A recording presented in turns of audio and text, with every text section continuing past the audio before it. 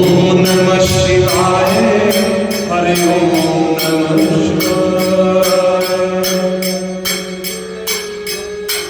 जब जब भीड़ पड़ी भक्तों पर, जब जब भीड़ पड़ी संतन पर,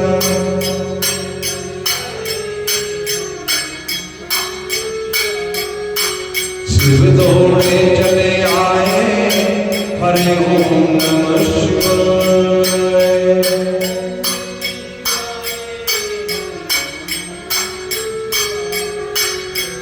ओम नमः शिवाय। हरि ओम नमः शिवाय। भगवान की जय।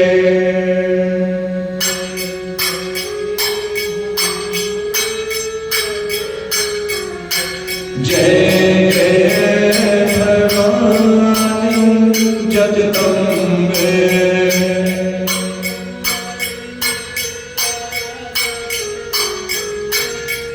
जय श्री राम मैया जगदम्बे।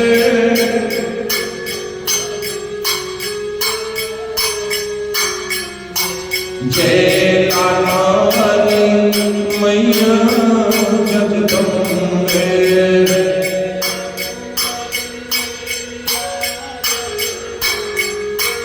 जय भवानी मैया जगदम्बे।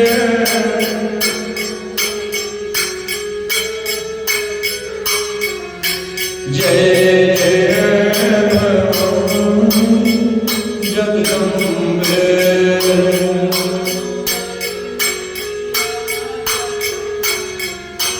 जय पहाड़ानी मैया जगदम्बे।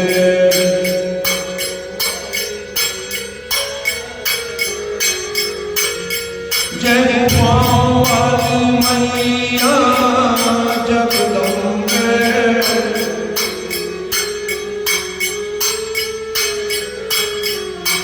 जय जय भवानी जगदम्बे।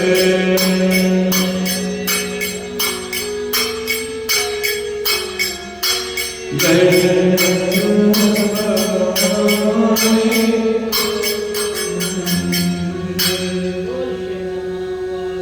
माता तेरी सदा ही जय। श्री कृष्ण गोविंद हरे मुरारी। हे राम नारायण वासुदेव।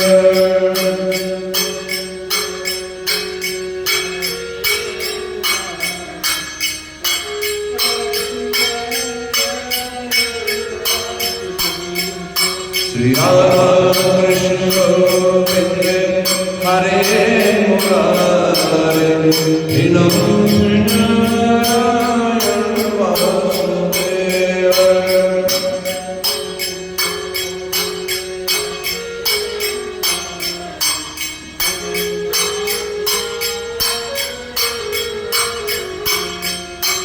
हे नाथ नारायण वासुदेव।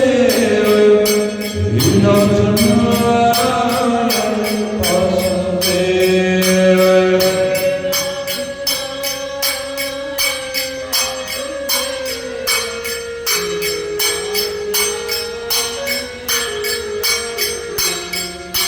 श्री कृष्ण गोविंद हरे मुरारी। हे नाथ नारायण वासुदेव।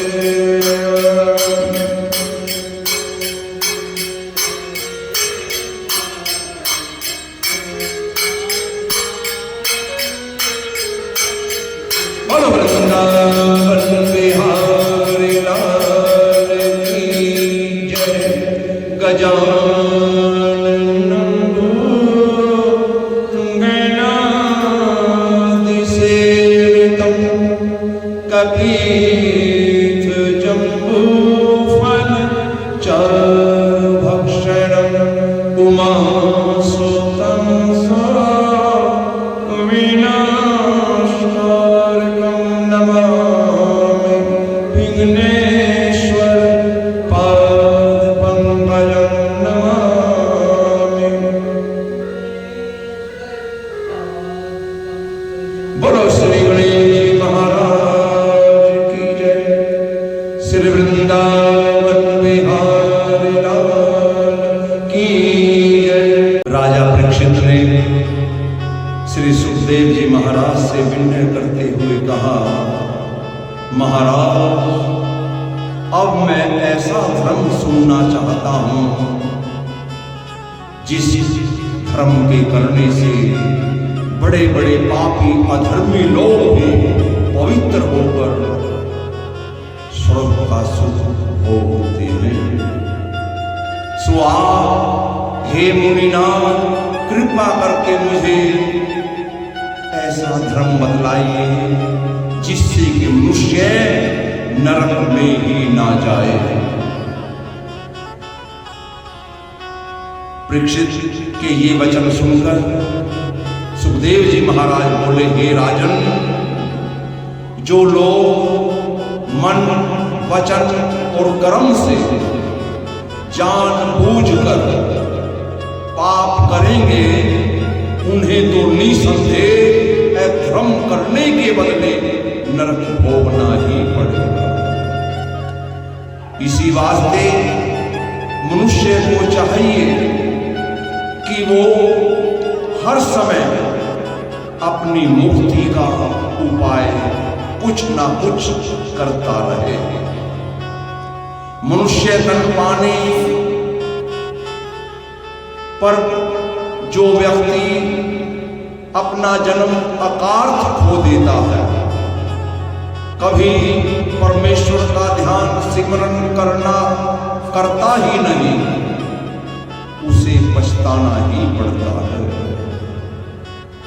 मनुष्य से चाहे कोई छोटा हो या बड़ा किसी भी प्रकार का पाप हो जाए तो उसका प्रायश्चित थोड़ा या बहुत शास्त्र के अनुसार कर डालना चाहिए। जिस तरह जब रोग होता है तो बिना औषधि खाए वो रोग नहीं जाता, उसी तरह व्यक्ति से अगर पाप हो जाए तो बिना प्रायश्चित किए वो पाप नहीं छूटता। सुखदेव जी महाराज के ये वचन सुनकर परीक्षित ने विनय करते हुए पूछा, महाराज जानबूझकर पाप करने वाला जो एक बार प्रायश्चित करने से शुद्ध होकर फिर दोबारा पाप करेगा तो उसका उद्धार क्या प्रायश्चित करने से छूट जाएगा? सुखदेव जी महाराज बोले, हे राजन, पाप व पुण्य दोनों एक एक कर्म हैं। शुभ कर्म करने से दिन प्रतिदिन पाप छूटता चला जाता है, पर फिर बार बार अधर्म करे तो उसका पाप नहीं छूटता। जिस तरह रोग छुड़ाने के वास्ते हम औषधि खाते हैं, लेकिन अगर संयम नहीं करते तो थोड़े दिन के बाद वो रोग और अधिक बढ़ जाता है। जिस तरह हाथी स्नान करने के उपरांत फिर धूली अपने ऊपर उठाकर अपने मस्तक पर डाल ले तो उसके स्नान करने का क्या प्रयोजन रहा।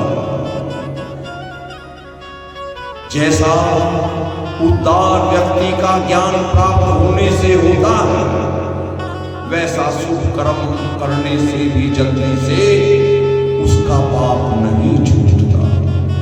पर संयम करने वाले का पाप अर्थात जैसे संयम करने वाले का रोग फिर आगे नहीं बढ़ता, उसी प्रकार से जो व्यक्ति शुभ कर्म करता है वो निसंदेह पापों से छूट जाता है। कुछ दिनों में उसका कल्याण होना निश्चित हो जाता है। इसके सिवा पापों का नाश करने के वास्ते व्यक्ति ब्रह्मचर्य का व्रत रखे, अच्छे धर्म कर्म करे, तप करे, अपनी इंद्रियों को अपने वश में रखकर अपने मन को संसारी तृष्णा से विरक्त रखकर सदैव सत्य बोले, मन वचन कर्म से किसी का बुरा ना विचारे, पर उपकार करता रहे, किसी जीव को भूल कर भी दुख ना दे।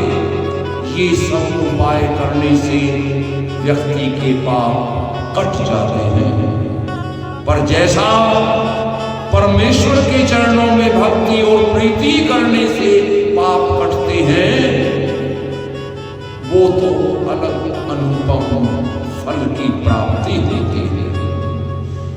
परमेश्वर का नाम, परमेश्वर का जप, परमेश्वर का कीर्तन सुनने से व्यक्ति के जन्म जन्म के पाप छूटकर मनुष्य तुरंत मुक्ति पदवी पर पहुंच जाता है। वैसा फल तप आदि करने से भी प्राप्त नहीं होता। जिस तरह प्रातः काल के समय कोहरा सूर्य देवता के उदय होने पर तुरंत खत्म हो जाता है, चारों ओर प्रकाश ही प्रकाश होता है। उसी तरह वासुदेव श्री कृष्ण भगवान का नाम लेने से व्यक्ति के जन्म जन्म के बड़े बड़े पाप न मालूम कहां भाग जाते हैं। जैसे पृथ्वी पर वृक्ष और फल आदि उपजते हैं, वैसे ही मनुष्य परमेश्वर का भजन, परमेश्वर की भक्ति करने से मनवांछित फल प्राप्त करता है। इसलिए मनुष्य को संसार में परमेश्वर की प्रीति उत्पन्न होने के वास्ते सदैव सत्संग, साधु संतों की सेवा के सिवा दूसरा मार्ग कोई उत्तम नहीं हो सकता। विरक्त साधुओं का संग मनुष्य को मुक्ति दिलाता है। जो लोग परमेश्वर से विमुख हैं, वो प्रायश्चित करने से भी किसी तरह भी शुद्ध नहीं हो सकते। जिस तरह मदिरा का घड़ा अगर गंगा जल के धोने से जैसे पवित्र नहीं हो सकता, जिसने एक बार भी अपना चित्त भगवान श्री कृष्ण के चरणों में लगा लिया, वो सपने में भी यमराज और यमदूतों को फिर कभी नहीं देखता। उसके सब प्रायश्चित हो चुके होते हैं। सो हम हे परीक्षित एक कथा तुम्हें सुनाते हैं। पिछले युग में अजामिल नाम का एक ब्राह्मण कन्नौज में रहा करता था। उसने एक दासी से प्रीति करके चोरी, ठगी, जुआ आदि करना आरंभ कर दिया और उस दासी से उसके 10 बेटे उत्पन्न हुए। उसने अपने छोटे पुत्र का नाम नारायण रखा। उस छोटे पुत्र नारायण से अजामिल का बहुत प्रेम होता था। वो सदैव मन ही मन उसको याद किया करता था। खाते पीते बैठे उठते उसे अपने पास रखता था।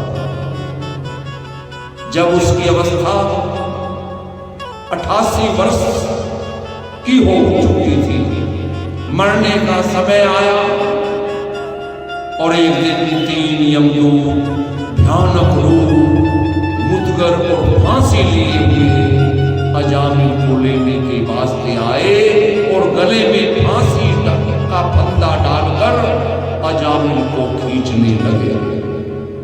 तब अजामिल ने यमदूतों का भयानक रूप देखकर घबराकर जैसे ही नारायण नामक अपने पुत्र को चिल्लाकर पुकारा, तुरंत अंत समय में नारायण का नाम लेने के प्रताप से विष्णु भगवान की आज्ञानुसार 4 पार्षद श्याम रंग चतुर्भुजी शंख चक्र गदा पद्म धारण किए हुए तेजवान, हाथों में सोने की छड़ी लिए हुए अजामिल के पास पहुंचे और पहुंचकर यमदूतों से बोले कि तुम हमारे सामने अजामिल को दुख देकर धर्मराज के पास नहीं ले जा सकते।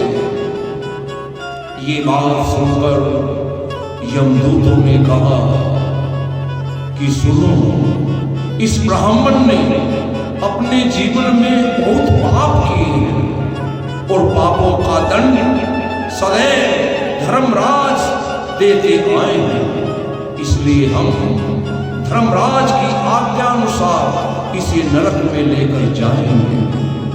तुम्हें नारायण जी के दूत होने पर ऐसे अधर्मी के पास आना ही नहीं चाहिए और हमको ले जाने से मना करना ये बिल्कुल भी उचित नहीं है। ये वचन यमदूतों की सुनकर विष्णु भगवान के दूत बोले, तुम लोग धर्मराज के दूत होने पर भी ये नहीं जानते कि इस मनुष्य को नरक में लेकर जाना चाहिए। कौन सा मनुष्य दुख देने के योग्य है, इसलिए तुम्हें धर्म व अधर्म का रूप के बारे में कोई ज्ञान ही नहीं है। पहले ये बतलाओ, धर्म क्या है, अधर्म किसे कहते हैं? किस पाप के करने से व्यक्ति को दंड भोगना पड़ता है और कौन सा कर्म करने से मनुष्य स्वर्ग का सुख पाने के योग्य होता है? यमराज के दूत बोले भगवान के पार्षदों से कि वेद शास्त्रों में जो जो शुभ कर्म बतलाए गए हैं उसे धर्म कहा गया, उसे धर्म कहते हैं और इसके सिवा जो अशुभ कर्म लिखा है उसे अधर्म समझना चाहिए। वेद शास्त्रों का वचन नारायण जी की आज्ञानुसार ही तो है। पाप व पुण्य करने के साक्षी सूर्य, चंद्रमा, अग्नि, दिन रात, ये चारों दिशाएं, ये वायु आदि देवता हैं और उन्हीं से धर्म का हाल पूजकर यमराज मनुष्य को दुख और सुख दिया करता है। ऐसा कोई जीव इस संसार में नहीं है जिससे चलते फिरते उठते बैठते पाप व पुण्य ना हुआ हो। ये अजामिल ब्राह्मण के घर में जन्म लेकर विद्या पढ़ने के उपरांत भी अपने गुरु, अपने माता पिता, भगवान विष्णु, अग्नि, सूर्य देवता की भक्ति रखने वाला अपने कर्म धर्म में जो रहता था, वो एक दिन जब जंगल में लकड़ियां लेने के लिए गया और वहां उसे एक वेश्या मिली और उस वेश्या को ये ब्राह्मण अपने घर ले आया, उसे अपने साथ रखने लगा। कामदेव के वश होकर उसके साथ भोग विलास करने लगा। उसने अपने माता पिता, गुरु, धर्म कर्म सबको त्याग दिया और उसके साथ रहकर इसने मांस मदिरा खाना आरंभ किया और थोड़े दिनों में अपने पिता का इस अजामिल ने सब धन, वेश्यागमन, मदिरापान आदि बुरे बुरे कार्यों में नष्ट कर दिया। अपना कुटुंब पालना इसने छोड़ दिया और इसी वास्ते हम लोग इसे महापापी को यमराज के पास ले जाने के लिए आए हैं, जिससे कि ये अजामिल अपने कुकर्मों का दंड पाकर शुद्ध हो जाए। इति श्री भागवत सकल कथा विराम। बोलो श्री विष्णु भगवान की जय।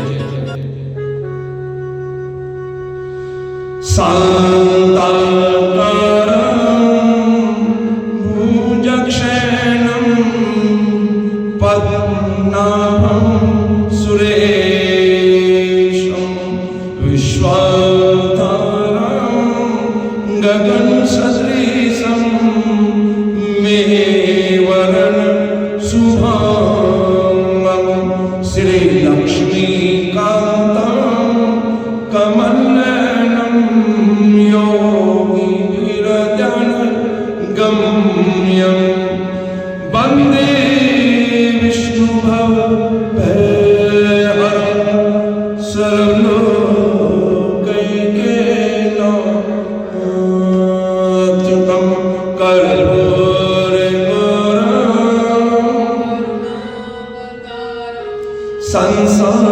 संसारसारं भुजगेन्द्रहारं सदा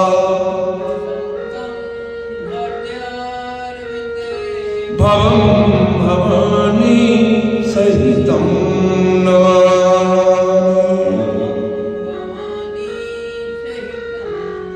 त्वमेव माता त्वमेव बन्धु त्वमेव विद्या त्वमेव सर्वं मम देव।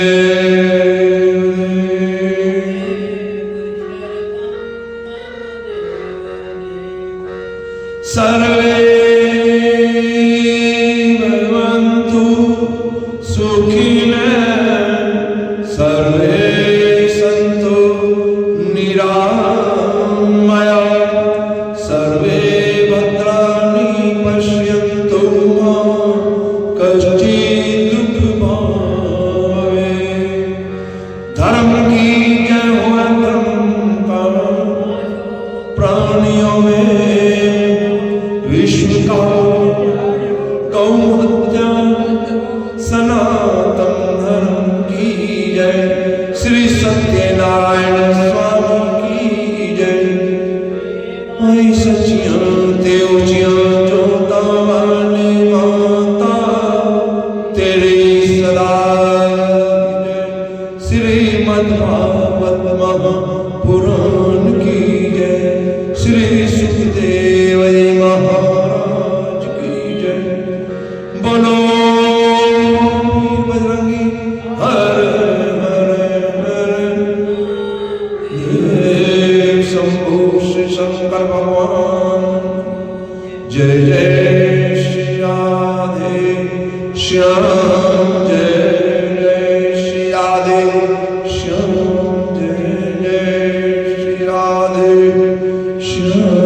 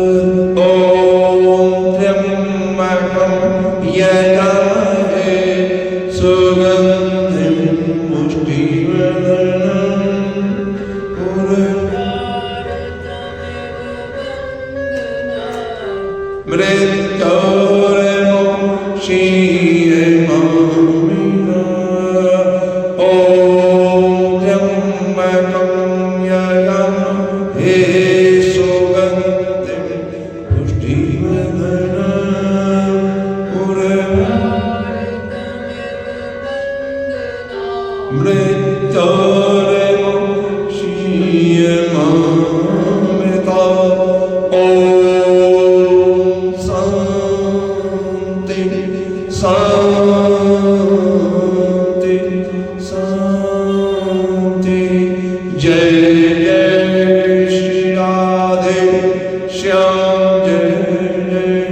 श्री राधे श्याम जय